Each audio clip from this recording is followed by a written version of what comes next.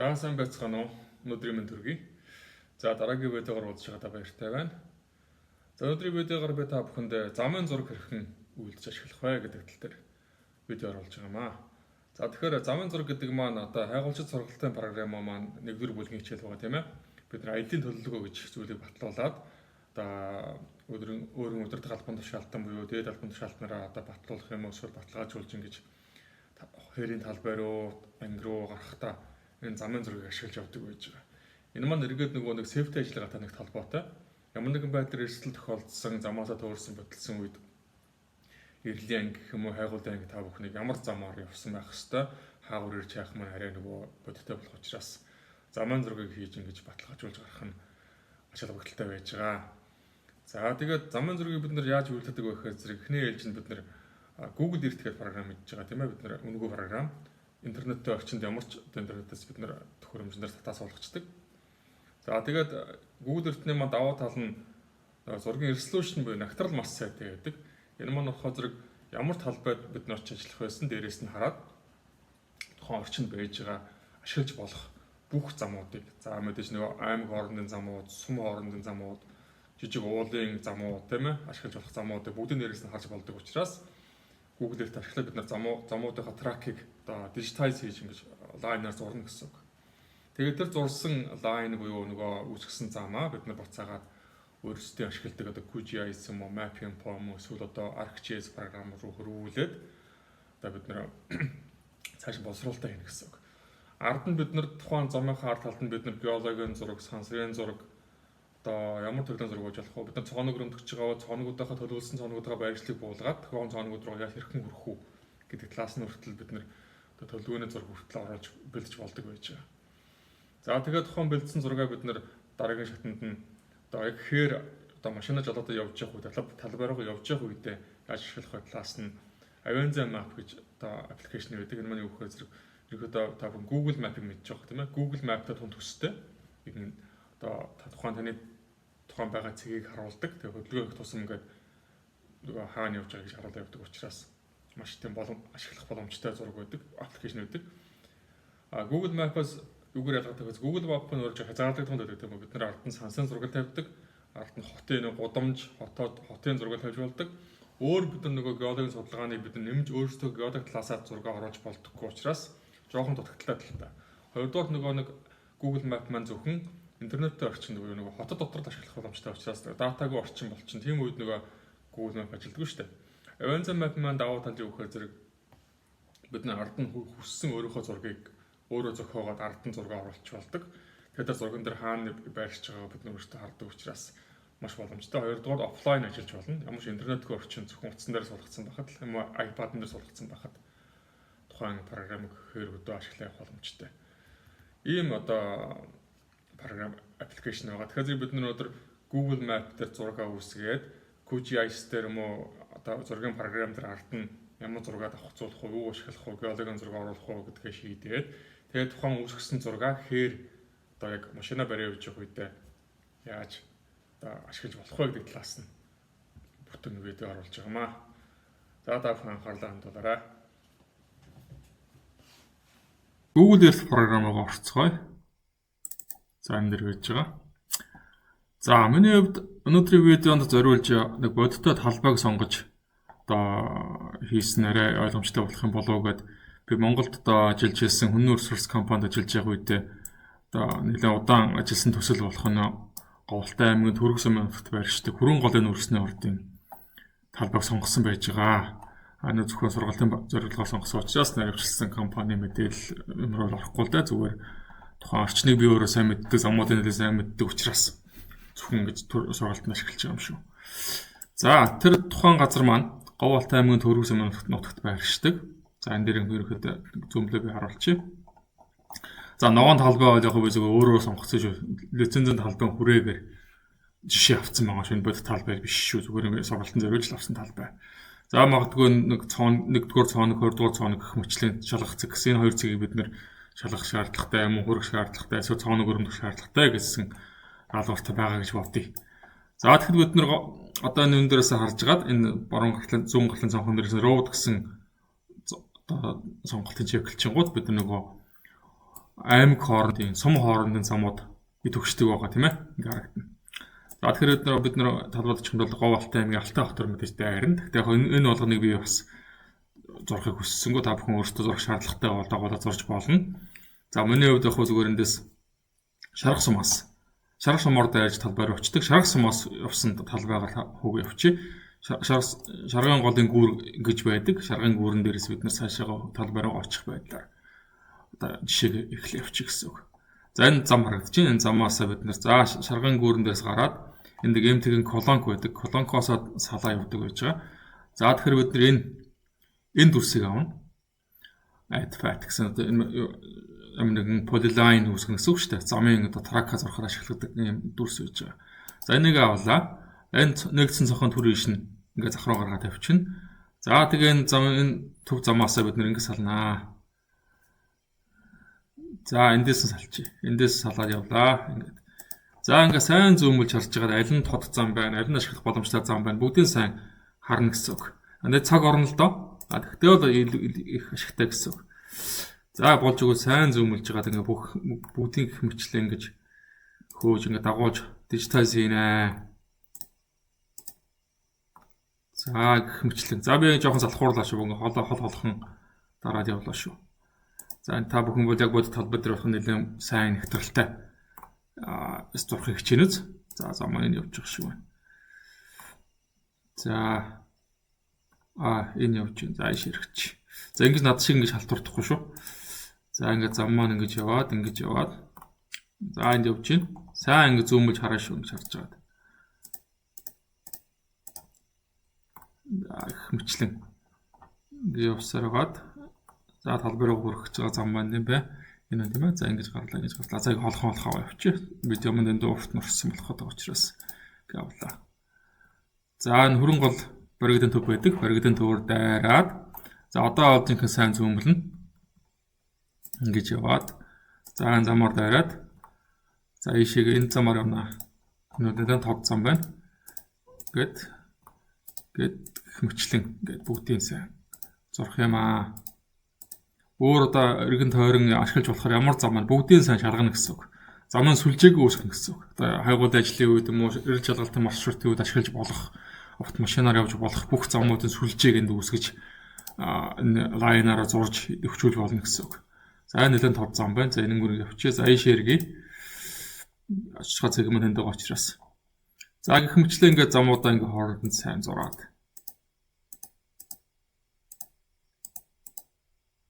За ингээд талбайраа энийг шалгалаа. За буцлаа. За тэр зам энэ замаар явчих. За гэх мэтлэн. За ингээд та бүхэн бол бодит агуулгын талбай судалгааны талбай дээр мэдээж юу байна вэ?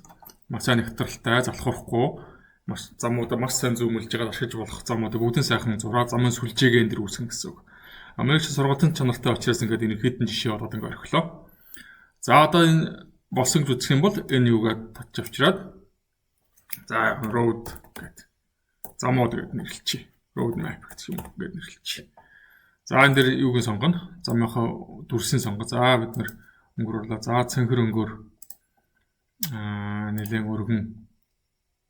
За энэ хоёр болгоо сонгоч. За Google Earth програм дээр үүсгэсэн одоо замын маань зураг юм болчлоо тийм ээ. За хойноос ирсэн бэлээ цэнхэр өнгөр ингээ бид нар замын хатраг өгцөн өргөнийг харуулсан. За тэгэхээр энэ зураг маань одоо энэ талдаа ингээ road maps гэдэг ингээд харагдаж байгаа.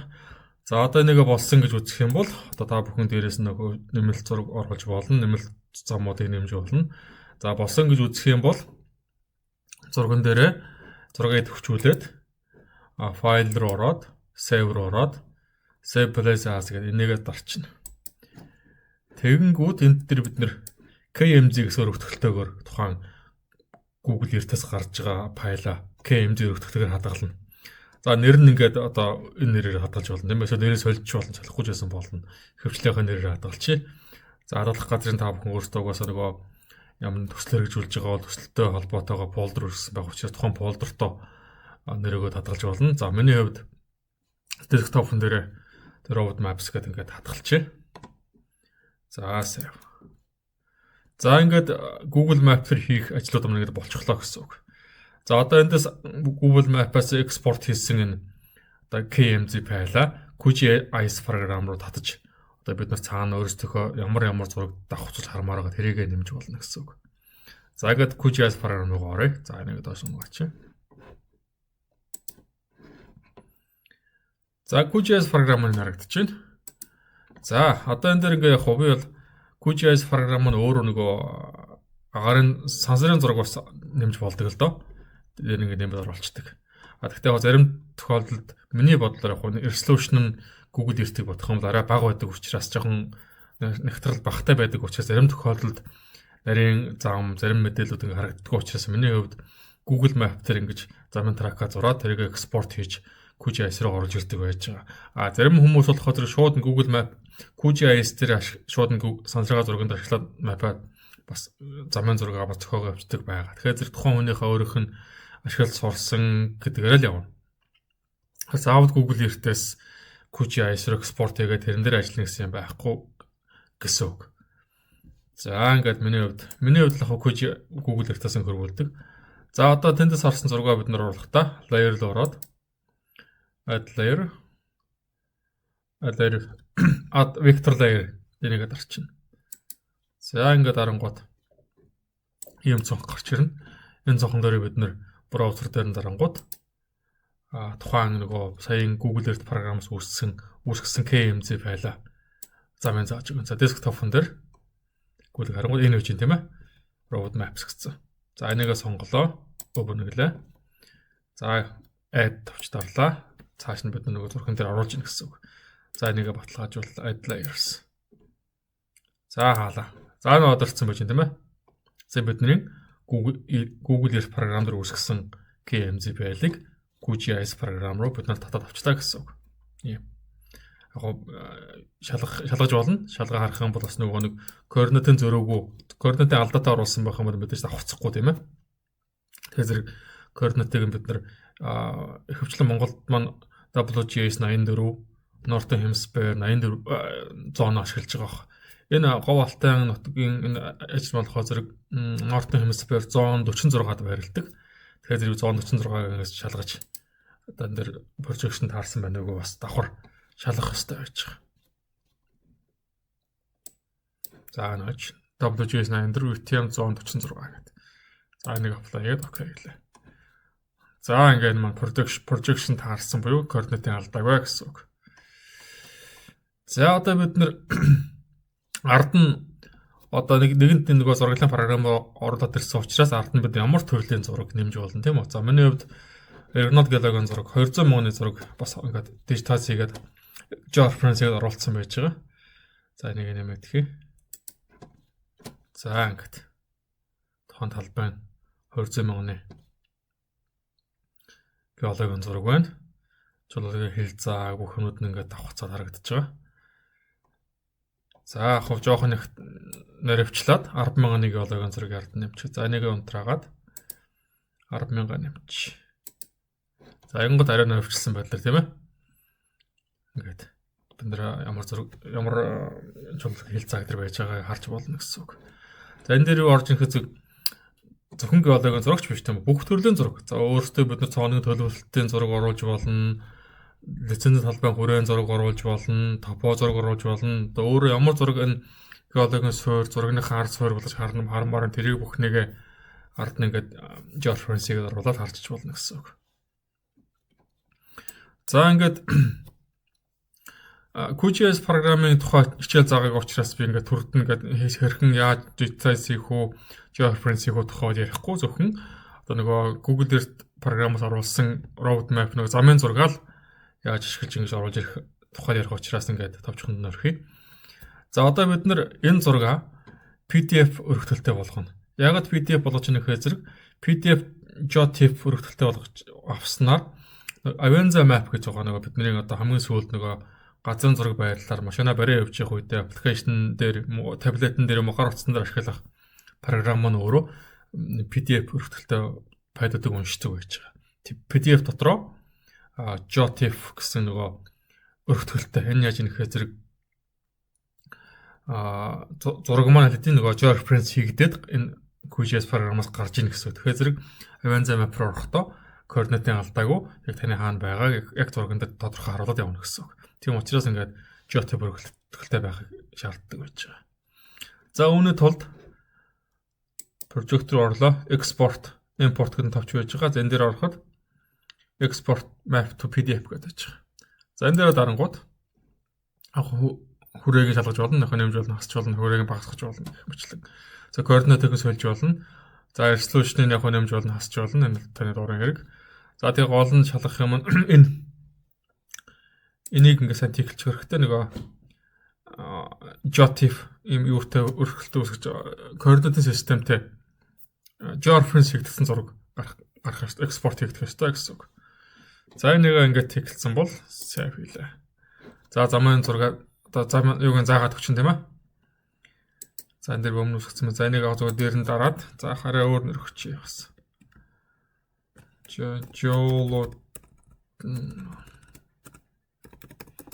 Geology roadmap roadch. Geolog болон замын зураг. За ингээд сэвэллээ. За desktop-н дээр зураг маань PDF байдлаар ингээд үүссэн байна гэдэг мэдээлэл дээр чинь тийм ээ. За ингээд хойд нэр энэ байж байна. Энэ үүссэн байж PDF файл маань. Тэгээд зунгууд биднээс ямар цонхоор юу үүсгэсэн, ямар зураг үүсгэсэн тэр харагдаж байна гэсэн. Яг л энэ дэлгэцэндээ тааруулж үүсгэсэн зураг маань ингэж харагдана. За өнөөгөө цааш нь бид нэр Avanza Map гэсэн аппликейшн руу хөрвүүлээд ашиглаа явна.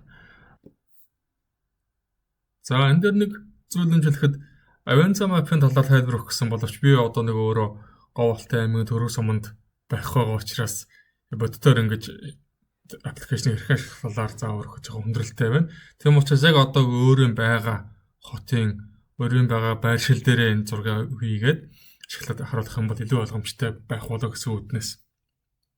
Жохон газрын байршил жохон өөрчилж ийн гэсэн үг.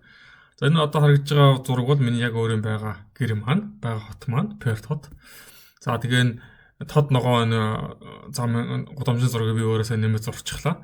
Тэгэхээр энэ гудамжаар ингэж явж байгаа байдлаар ингээд Avanza Map хэрхэн ашиглаж болох вэ гэдэг талыг би харуулахын тулд ингэ бэлдсэн байгаа шүү. За ингээд зураг бэлэн буцсан. Одоо бид нар жишээн дээр бол нөгөө ард нь геологийн зураг тавьж болно, сансын зураг тавьж болно тийм ээ. Эсвэл ямар төрлийн зураг тавиад дээр нь өөрөө вектор зураг лайн зурж болно. Гэх мэтчлэн боловсруулалтаа хийгээд энийгээ PDF рүү хөрвүүлж байгаа тийм ээ. За PDF рүү хөрвүүлэхийн тулд орлоо. Export за ингээд. За энийг сонгоно. Save. За одоо нөгөө PDF зургийнхаа нэрийг өгнө. За би Perth home гэдэг нэрлэжээ. Энэ бол дуурын нэр тийм ээ. За энийг ингээд сэвэлчлээ. Энэ маань юу яаж нөхөө зэрэг PDF зураг маань PDF өрхөлтэй боловч JOTIF гэсэн нэг georeference хийгдсэн байдлаар QGIS програмаас замын зураг маань бэлэн болж гарч ийн гэсэн үг. За үүнийгээ бид нар цааш нь ихэвчлэн миний хувьд Google Drive ашигладаг. За Google Drive руу орлоо. Тухайн одоо саяхан үүсгэсэн зураг Google Drive дотор оруулж ирнэ гэсэн үг. За ингээд upload file. За Perth home гэсэн PDF нь үүссэн байж desktop-ын дээр тавьсан үүссэн байж энийг сонголоо. Open хийлээ. За Perth home гэсэн зураг маань энэ ороод ирлээ. Google Drive дотор мань ороод ирлээ. За ингээд. За энэ цаашаах алах хүмүүст чинь нөгөө утсан дээр юм iPad-н дээр. За би гар утсан дээр ашигласан байдлаар та бүхэнд тайлбарлаад явъя. За гар утсан дээр Avanza Map-аас суулгах процесс бол маш энгийн. Зүгээр л App Store руу орж байгаа л Avanza Map гэж хайгаад ороход энэ маань шууд ийм логотой Avanza Maps гэсэн ийм логотой аппликейшн гарч ирнэ. Энийгээ дарангууд бид нар инсталлоо зүгээр ингийн аппликейшн суулгаж болох чинь. За ингээ орнгууд энэ талд нэмэх тэмдэг байж байгаа. Энэ нэмэх тэмдэгэн дээр дарангууд одоо бид эндээс зураг экспортлж оруулна гэсэн. Import Maps гэдэг байж байгаа. Import Maps руу орлоо. За тэгэнгүүт ингээд бид нарт юу харагдана? Сонголтууд харагдана. Ямар одоо теснээс яаж одоо үүсгэсэн зураг оруулах вэ гэсэн сонголт. За тэгэнгүүт бид нар за нэгэд орчих. За тэгээд буцаж аваад Google Drive-ыг бид нэг зураг авсан байж байгаа тийм ээ. Google Drive-аар дарлаа. За ингээ Google-гээ харангууд бидний үүсгэсэн PDF файл маань энэ дотор орж ирсэн байх хэвээр.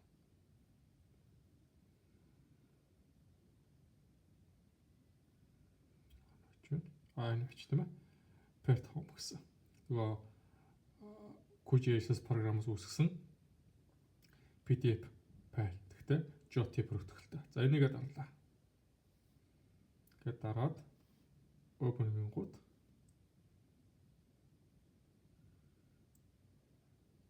шат. За нөгөө миний үүсгэсэн байсан Google одоо юу маань PDF зураг маань Avanza Map дотор ороод ирлээ гэсэн үг. За бид нар дээр нь дарлаа. За ингээ харагдчихна гэсэн үг. За миний байгаа байршил энэ харагдчихэв. Одоо манай гэр энэ хөвж байна. За тэгэл одоо таныг ингээл яг энэ газар орчинд хөдөлгөөн хийх тусмал энэ цэнгэр зэгчийг ингээл дагаал. Одоо нэг хааны хөвж нэг ингээл харагдвал явна гэсэн үг. Тэгэхээр бид нар нөгөө геологийн зураг ард нь оруулсан байх юм бол геологийн чуулгын хилэлцээг тийм ээ. Лицензийн талбайн хүрээ нэг гаднаа дотноо өөрийгөө хараа явчихна. Нөгөө төлөвлөсөн цооногууд хаана байж ийн хаашаа яаж очих уу? Дээр нөгөө сая бидний боловсруулсан нөгөө замын зураг маань хаана яаж барилсан байна? Ямар замаар яаж явах уу гэдгийг яг энэ цэнхэр замаа цэгц өдрөө өөрөө байж байгаа гэж үзэж байгаа үтнэс ингээд энийг ашиглаад ерөөсөө газрын зураг электрон газрын зураг гэсэн үг. Энийг ашиглаад ерөөсөө төөж бодлохгүйгээр ээж авах талбаар ажиллаа явах боломж бий болж байгаамаа. За ингээд ойлгомжтой байсан гэж найдаж байна. Баярлалаа.